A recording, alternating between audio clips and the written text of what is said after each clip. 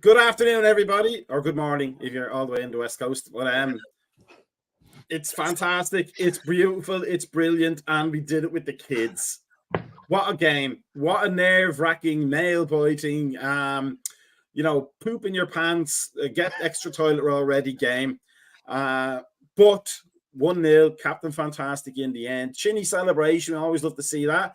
And Cozzy, the resident Scouser. How does that feel to see that? Not just the win, but how it was done. I don't know, mate. I genuinely mean this. It's up there with Istanbul, like what those lads have just done. They are fucking kids, man. Like, I can't believe the performances of everyone. Like, it's insanity. It shouldn't happen. This is what I'm saying. It shouldn't happen. The performances and the belief, the desire of that they can think they can still win it. Do you know what I mean? The digging in. As football fans, mate, all we ask for is that you give everything on the pitch. If you come up short, I'm sound. I'm absolutely fine with it. Those lads, mate, honestly, have gave everything, and then, of course, have won it in the end. I can't. Speechless, honestly. And I can't talk highly of the lads. I can't talk, honestly, one of the proudest days in my life supporting the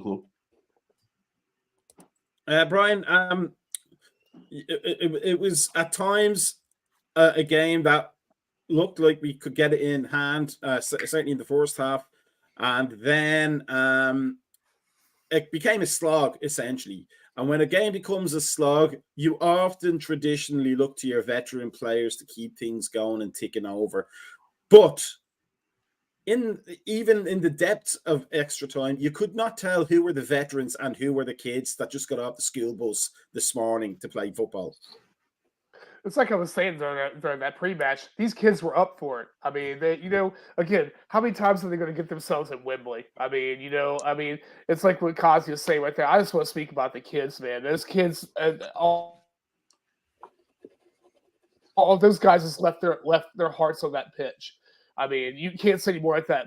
McConnell, Bobby Clark, what can you say? I mean, these guys like that. I mean, they look like they were 25, 26-year-old or the peak players at times.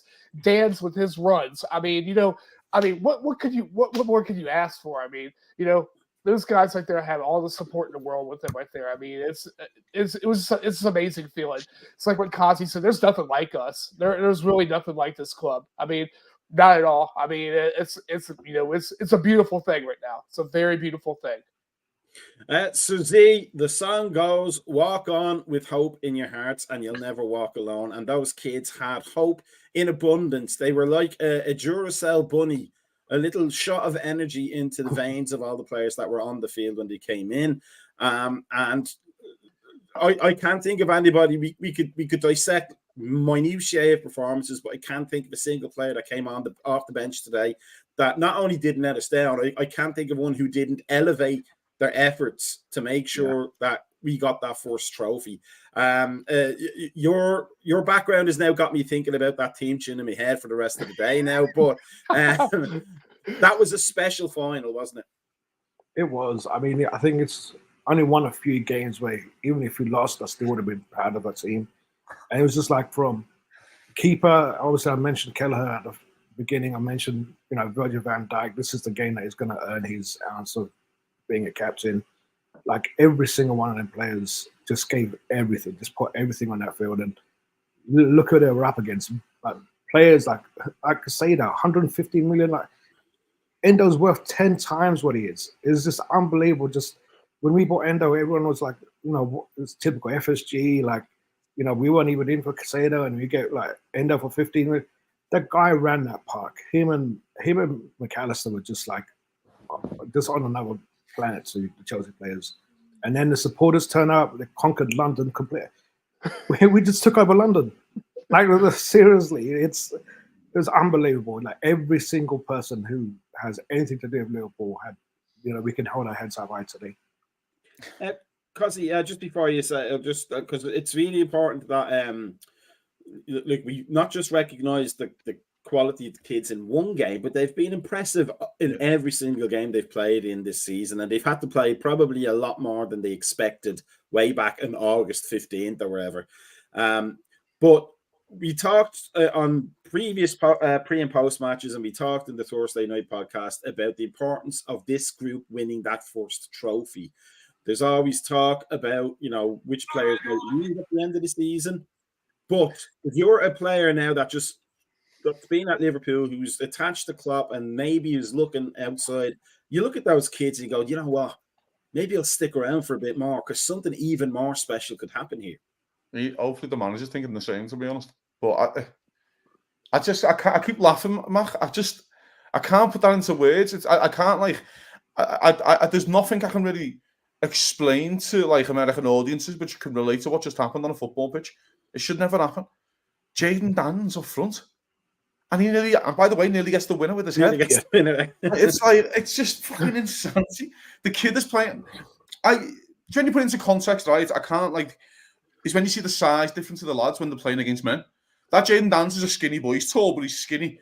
And he's standing next to that Disassi. And they look like different species. They don't even look like human beings. They've done the same form. It's insanity what those kids have just done. McConnell, mate, I cheered McConnell's booking more I cheered Virgil van Dijk's winner. I was so happy because it's such a mature thing to do, just to grab Cole Palmer and go, no, I'll take this. I was so happy because that's knowing what you're doing, that's experience. It's just, I can't Bobby Clark, mate, technically unbelievable. What a footballer. Technically on the ball, finds little pockets of space, is really nice. Then it's like that Harvey Elliott mode about him, I think. Do you know what I mean? He's not the quickest player in the world, but he's very good technically on the ball. I'm dumbfounded. But it all comes down to, though, Mac, in games. Keep yourself in the game, and a set piece can change it with a bit of quality. Look at the Burnley goal that they scored against us last week. They just kept themselves in the game. It was a good ball, great header, goal. Okay, nothing you can do. That's what we've done there, man. And it's honestly, mate, I can't. It's hard for me to explain it. It's up there with, again, it's Jurgen Klopp's best ever cup final. It's not even a conversation. I'm not even entertaining any other conversation. To do what you've just done with those kids when they're bringing Mudryk and Madueke and stuff like that off the bench is a fucking joke. Let's get it right, mate. It's insanity. But it breeds down from the manager. It's belief. Van Dijk, belief. Konate, unbelievable. How good was Konate? Unbelievable. And then Kwanzaa comes on. And then Kwanzaa was great. And the Kwanzaa's first touch of the ball, I don't know if you've seen it from the second half of extra time. He just waits for Madueke, skins him, and then goes in the centre. I'm like, what are you doing? What the fuck are you doing? My heart cannot cope with you doing fucking Cruyff turns as your first touch of the cup final. But it's just, honestly, the proudest day of me, honestly, as supporting the Reds. I can't put it into words. Let's get this right. And I know I'm waffling on a bit, right? But I think it's important. Those kids might never play at Wembley again. They may never. Do you know what, mate? Right? In the next 3 weeks, they might never play for Liverpool again. And let's put this right. If we get 4 or 5 lads back, they might never play for Liverpool. McConnell might never play for Liverpool again. If Szoboszlai and Jones and all, never come. You know what I mean? That could be their moment. That's their time to go sit there with the grandkids in 30 years when they played League 1 and League 2 football for the career and then to good living. And sat there and went, you know what I did? You know what I mean? You're a part of something special, man. And it's just amazing when you actually put it into those words as well. Brian, we're not going to talk too much about the detail of the game. We'll leave that till tomorrow for the podcast and for the morning coffee. But Tsimikas, when he came on, he looked rusty. There was the passes going astray all over the place. It looked like he played the full game. Yeah, he played the full game. It looked like he played. Sometimes it was like fatigue is contagious or something. He was tired watching the game. Somebody sneezed fatigue onto him. But what I want to, because he talked about how it all starts with the manager. At halftime of the extra time, he pulls Tsimikas over and he's given him probably the team talk of his life, 1-to-1. And it looked controlled, aggressive, but also positive. And then he comes on and he supplies the winner. That's just a measure of how good we have it with Jurgen Klopp, isn't it? As I said, Discord right there. Can we just have one good fucking quarter in this whole entire match? Because both sides right there. The quarter delivery for both Chelsea and us was horrible. I mean, there was really nobody on point right there, except for, I guess you could say, it really wasn't anything right there. But that one right there is all it counted right there, and Verge gave their guy's head to it, and it is there. But yeah, like Simicast is rusty right there. But of course, he hasn't. Hadn't really played much football over the past. Past couple months. I mean, after he got the collarbone injury, so that kind of ended a lot of his stuff like that. But hey, this is the second final right there that we've had with Simicast on who's actually came in and actually played a fucking good match. So Z, a captain's goal for a captain's captain. Really, we all have our desires for, we all wanted Joe Gomez to score the winner maybe, or one of the kids to come off the bench and win it for us. But in the narrative of the whole game, Van Dijk scoring the winner probably makes a lot more sense, doesn't it? Yeah, it was just set up for him to grab them kids. I mean, who knows how long he's going to be with us, but just to lead them kids. And we keep saying kids, but they played Chelsea off the pitch. They look like they've been playing with us for ages. And Connor Bradley, you just can't even give him enough praise. Like he looked like a veteran out there, and the kids are just like looking up to him, and they're just going up the pyramid. And it's I don't know. So what I put the Connor Bradley one there, Jersey, right? I love how he went off and he just went. It was like a FIFA sub, wasn't it? But Bradley's quick, just put it right wing. Like it was like a bunch of things through, wasn't it? Who's the quickest player on the bench, right? Go on the wing and just fucking run. That's all we had because he had nothing else. Kid's brilliant. Brilliant, mate. Honestly, yeah, so good. Like this is the funny part, though, Mac. Bradley felt like a senior player. Yeah. Honestly, mate, I couldn't pick him out of a police lineup 3 months ago. I couldn't pick him out of a police lineup. And now he's fucking bombing on, playing right wing for Liverpool in a cup final. Jadon Danns is the number 9 for Liverpool in a fucking cup final against, let's get this right, our biggest rival of the last 30 years. Yeah. At least the last 25 years. Like Chelsea, we played them so many times, mate. They won up us and we've won up them, and it's been a bit, you know what I mean? Like, I still hate Chelsea more than anything. And it's just like, I'm speechless, genuinely, I'm speechless. And it's rare me saying that. I'm so proud. I am so proud. I feel like emotional. I feel like I'm attached to these kids. Like, what you've just done is insanity. It's insane. And again, they might never get that moment again, Mark, or playing at Wembley and having that, you know what I mean? Having that feeling when McConnell's one of the first over to Van Dijk. Costas is trying to put him in the missionary position in the celebration. That's what I wanted to do. You know what I mean? It's insane, isn't it? It's just unbelievable. So the amount of money on the pitch right there for Chelsea to walk away. I mean, compared to our kids, is just phenomenal. Brian, I want to touch on them for a sec. Actually, could we get back to our kids? Where'd you go from there? Because that would kill me mentally. If you're a player at Chelsea now, mentally you're in the mud, aren't you? How'd you get back up? Do you know what I mean? A bunch of kids that just ran you ragged, especially in the extra time. I don't think the players really. Calcedo's like worth probably about 3/4 of our academy. It's not even the money, fella, right? But they needed that. They've had a bad season and it happens. Do you know what I mean? It's but like to play that team, like that's the one that everyone remembers, innit? They're gonna say, like in 20 years ago, remember the fucking kids? What happened to these kids? And you'll be googling them, and there'll all be quiz questions and trivia questions of answers like, fucking hell, who played this game? And you'd be like, fucking the dance. It's like that kind of stuff, you know what I mean? I think they're mentally finished, mate, and what a football team. What a team. Brian, just going back to Conor Bradley and his maturity, Chilwell fancied one on him in that little tussle, but it reminded me of Henderson and Diego Costa that time way back in 2013-14. But Henderson was a senior player and just stared him down and was like, yeah, you're not today, son. But for Conor Bradley, who probably just made his confirmation 2 weeks ago, still has his confirmation clothes and his shoes all polished, to stare down Chilwell and go, you're having a laugh, mate. Come on. That was a beautiful thing to see, wasn't it?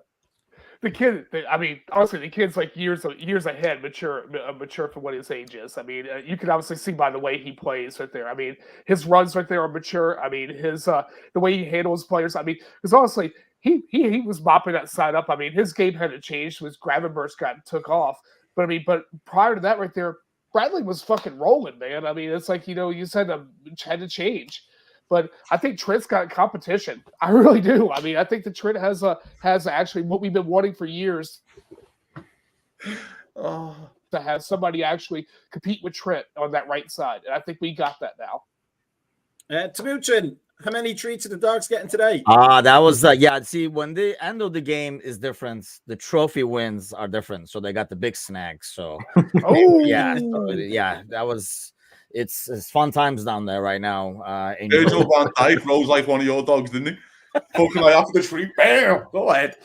Yeah, they got like the huge bones and stuff. So I mean, yeah, you can't just give a snack for like a trophy win, especially like that. But man, that was fun. I was so afraid of like a Tottenham like game where you felt like this team they have everything and deserved. That was like the biggest thing of the Spurs game to me, is that effort deserved something.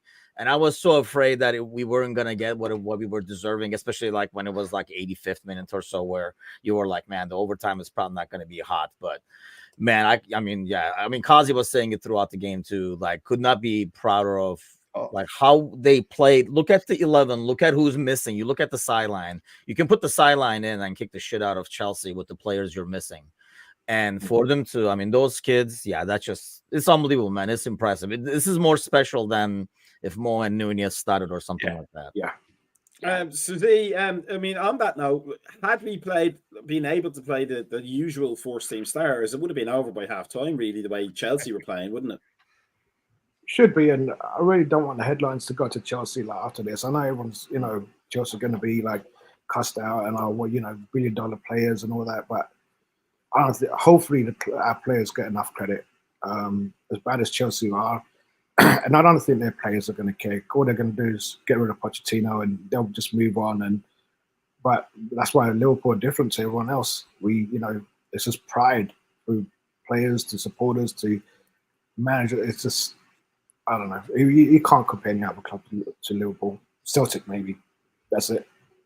It's just, Chelsea, they're just non-existent. They're just overpriced. Cosy, let's go to the celebrations, because the only time I can remember the cup being lifted by the manager and the captain was usually because I have to go to work when there's a cup final on, we have the celebrations. But Graham Souness pushing Bob Paisley up in front of him in the 80s to lift that trophy. But watching Van Dijk and Klopp lift the trophy together, and then I'm doing wishful thinking here, but no. Is there a slim chance that Klopp was going, you know what, I'd like another one of these. I'd like another day like this next year. Next year, maybe. He might still get a couple this year. But it's... No. And listen, we can live in hope. Of course you can. Like, stuff like this does re-energize you. Do you know what I mean? But he might have found out that we're going to fucking, South Carolina on pre-season, and fuck this. Yeah.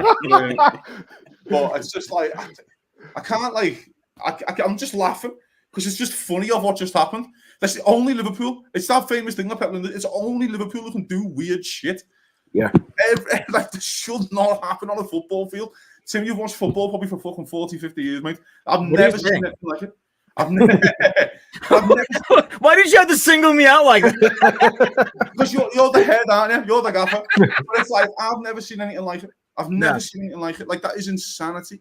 I can't put it into words. The one time I've ever felt that proud and was the League Cup 4th round, and we had the Club World Cup game, and we had to just send the kids to Villa. Remember, we just sent 16-year-olds and they got beat 5-1 or something, 5-0. And there's nothing you can do. And I was like, well, you've represented us, you did what you could. That team, few of those players are there now. 18-year-old kids. Yeah. I say it all the time, Wembley's a massive football field, It's a massive, massive pitch. And those lads there, mate, honestly, the manager's doing his interview now. We'll listen to that later, you know what I mean? And the pride that he must have, the pride of just like what just happened for these kids. And I keep going back to it. Those kids might never play for Liverpool again. They might never play or barely play. And this could be the greatest thing that ever happens in their life, apart from wife and kids and stuff, especially in their sporting career. Do you know what I mean? And it's just amazing, man. And by the way, the player, he's got the winner in the man of the match, Van Dijk, with Klopp, and what he's saying with the trophy lift, mate. He's just synonymous, isn't he? He was the main sign of the Klopp era. So when Klopp does pack the bags, you look and go, who was the game changer? It was Virgil van Dijk. And those two to share that moment together, fantastic. Timuchin, because he's my countryman, I want to talk about him. Kelleher was immense in this game, wasn't he?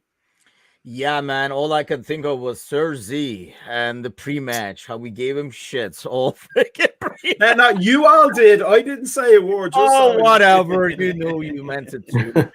No, I mean, yeah, it was immense, man. It was like Ali-like performance there. Just, I mean, yeah, like some of them they could have probably done better, but how he made himself big in a couple of those situations. And honestly, to me, the most impressive, obviously, everybody's gonna, you look at the highlights and you look at the saves, but I thought he was really, really good at set pieces. They had like several corner kicks, and like he came out and he really commanded that box. I think that was like the biggest thing that I was not expecting out of him. Otherwise, yeah, I mean, we've seen him make some crazy saves, but yeah, he was huge, man. Really, really big. And yeah, it made you forget that's right. We're missing Ellison as well, kind of a deal. Brian, just to keep it on goalkeepers, how lucky and fortunate is Adrian to be jumping around celebrating all those medals and trophies and not having played a single second? Has he even dressed? Have he dressed for a final? Except for that one.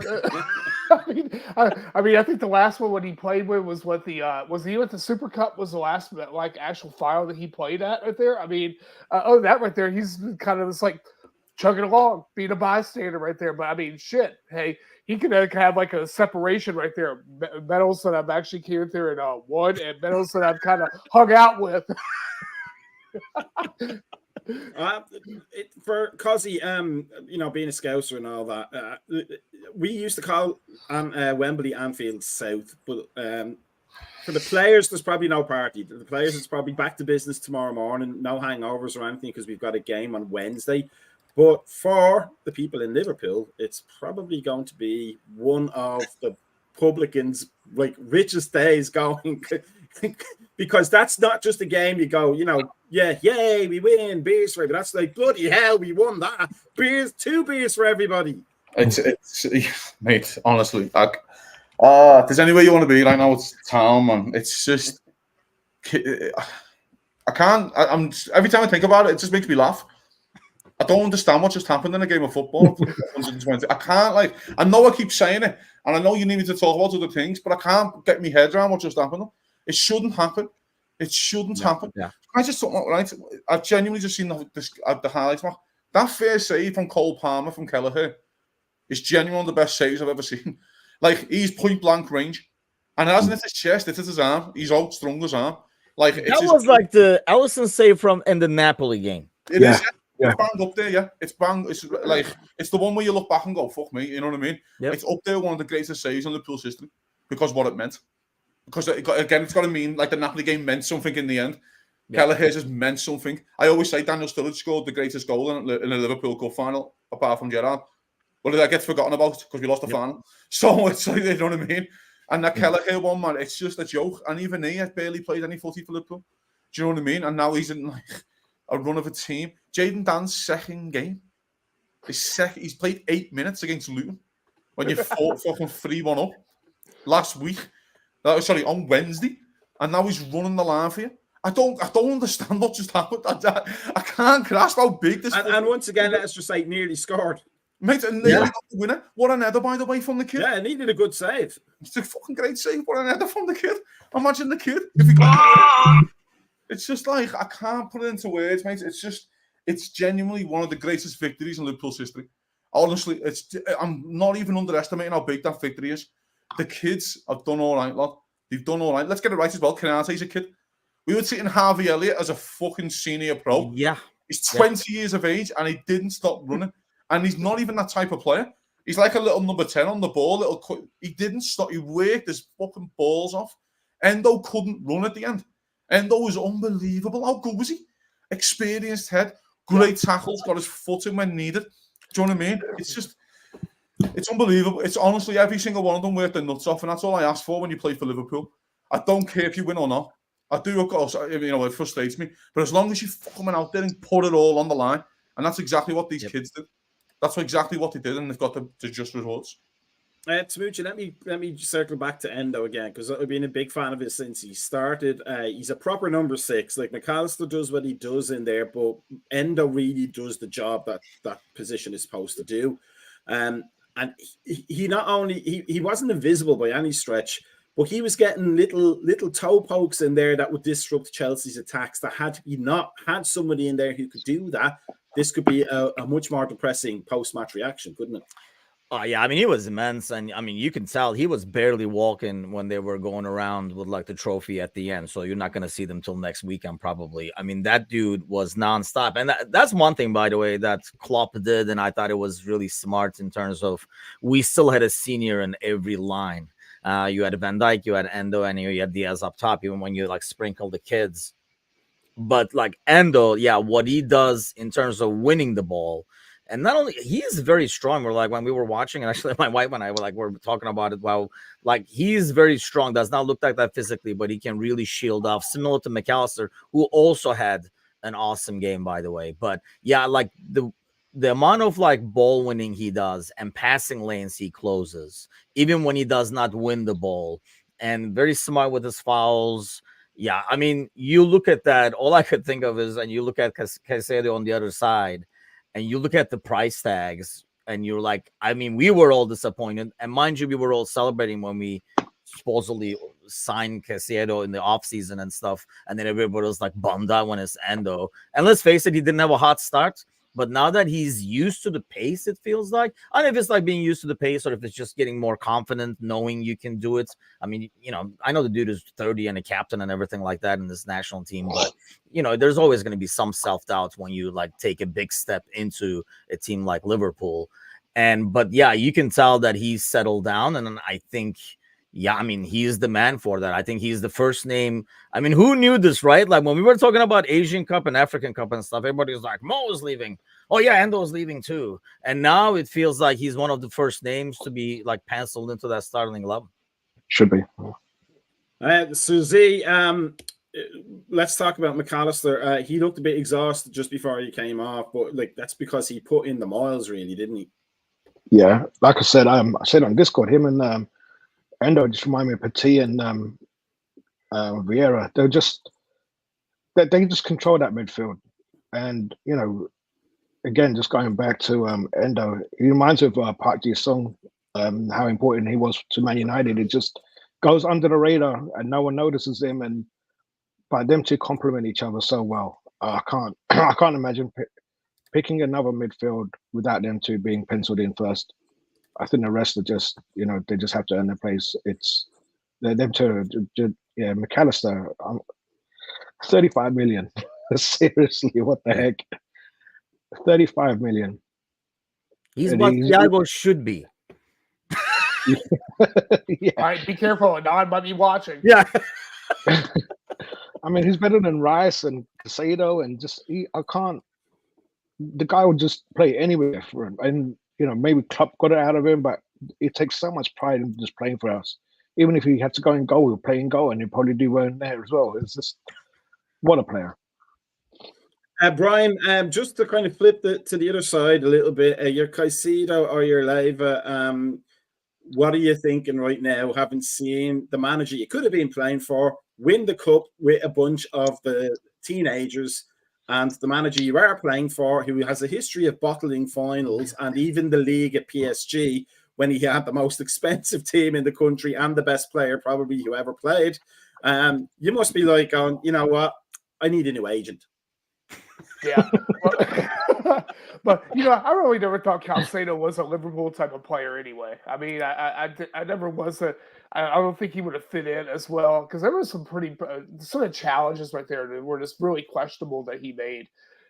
Lavia, yeah, you know, I wanted Lavia, but hey, in the end run right there, guess it's their loss and our gain. In terms of Timuchin, in terms of the overall impact this trophy will have going forward for the season, sometimes teams and clubs that don't win trophies an awful lot, if they're in the hunt for a few and they win the League Cup, that's it. Their season bottoms out like for the rest of the season, like a Villa or a Spurs or something like that. You know, if they get to that point, they've got, we've got over the hill. Now it's time to relax. But that's not going to happen with Liverpool because we have who we have in the coaching staff and management staff and the senior players.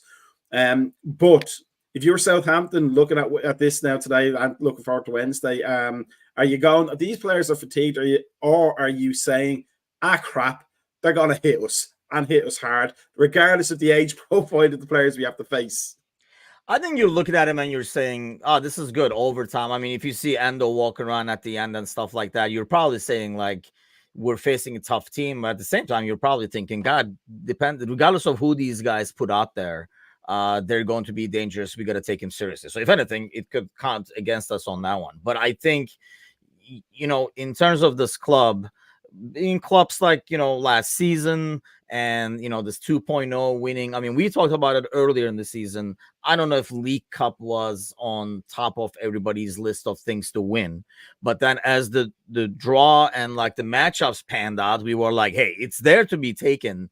Let's go take it and use it as like a springboard, as City have done multiple times, where this is where they start their run. They win their trophy and then they start their run. I think if nothing else, not only winning breeds more winning, for everybody on the field today who normally would not be, you're missing like 7 starters or something crazy like that, right?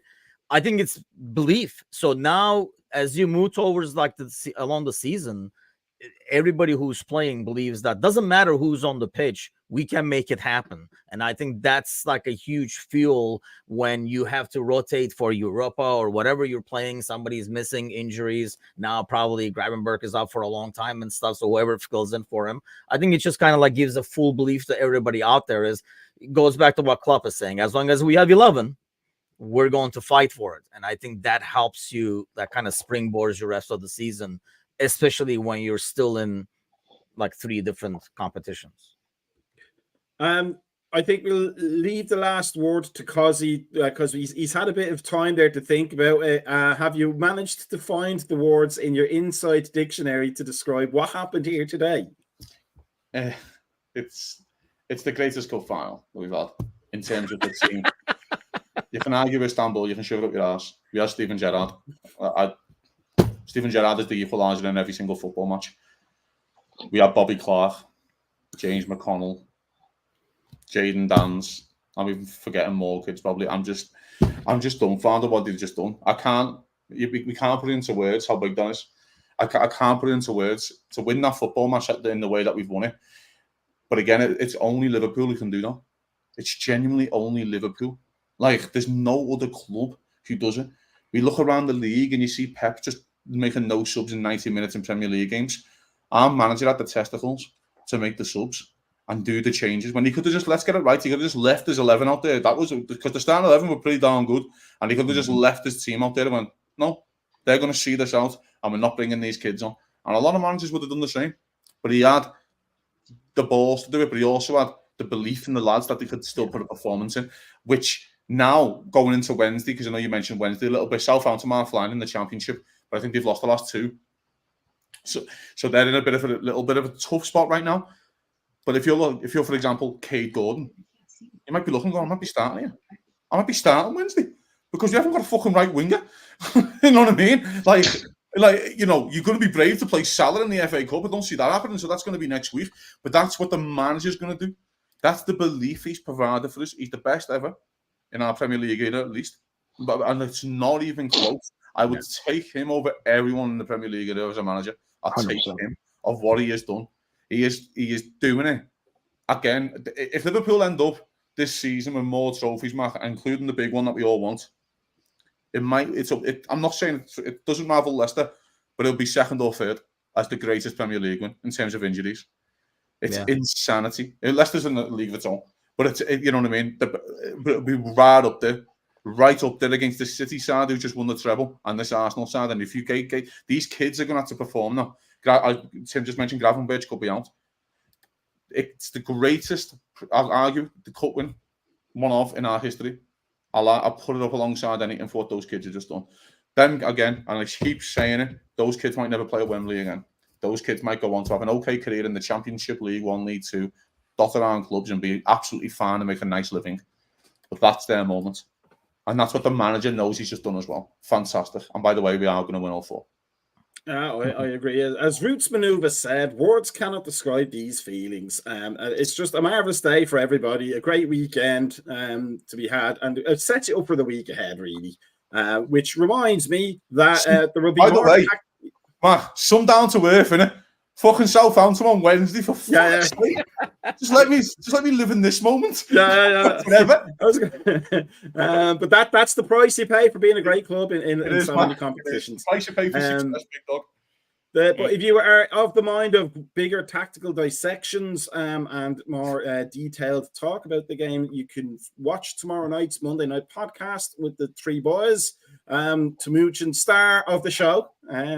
Always the start of the show, and then the morning coffee tomorrow morning as well. So you can get the updated news. The rose between two thorns. I would have said the thorn between two roses. But it just remains to say, make sure you like us and follow us on all of the social medias. Subscribe, smash that like button. Don't forget. There's one right there. And then make sure you're on a Discord channel so you can see all the madness. And then we have our Patreon as well, so you can follow that too and find out all the fantastic content that we put out on American Scouser TV. But today, it's a time of celebration, it's a time of joy, and a time, if you're Cosy, of wonderment of how these miracles happen in times of technological advancement. It still comes down to a bit of heart and soul after all. It's fucking great, isn't it? It's brilliant. Fucking hilarious. Suzie, thank you. Brian, thank you. Cosy, thank you to me. Thank you, and thank you to everybody out there who watched the post and the pre-match and commented. We love to hear. Up the fucking Reds. Up the Reds. We will see everybody from tomorrow onwards. Peace out and enjoy the day. Thank you.